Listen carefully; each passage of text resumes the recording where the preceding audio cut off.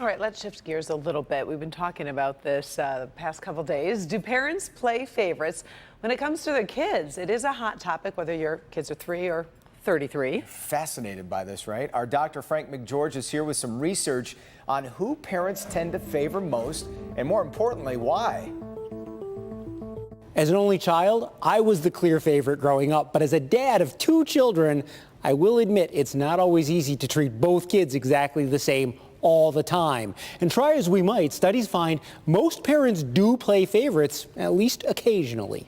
But I loved them all, but depending on which one did the right thing when I told them to do it was the favorite at that time. Have you ever played favorites with your kids or your grandkids? No. How many kids or grandkids do you have?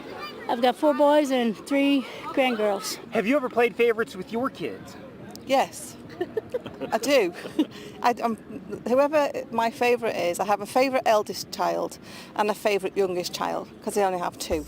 Of course, as parents, we say we love our children equally, but do we ever play favorites? Well, a new study says yes when it comes to money. Rutgers University marketing professor Christina Durante led the study.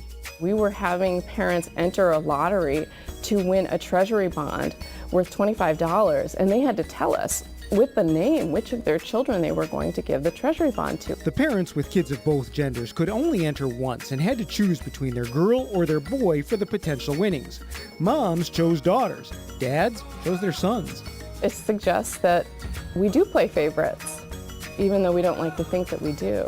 In a follow-up study, researchers had parents enter a lottery for a backpack of school supplies. Again, moms chose girls 76% of the time. Dads favored sons 87% of the time. Durante says parents should know this spending bias exists and ensure that all of their kids have equal opportunities for enriching activities like music lessons, dance, and sports. Making sure that maybe we're checking twice about the equal access that both of our children have. Of course, money is just one way of showing favoritism. Parents can also play favorites with their time, affection, extra privileges, or less discipline. Beyond gender, studies have found several reasons that parents may favor one child over the other.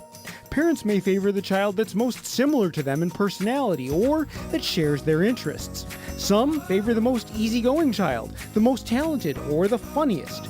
Others favor their child with special needs. When it comes to birth order, the oldest and the youngest tend to get the most attention, but one survey found 61% said the youngest was their favorite.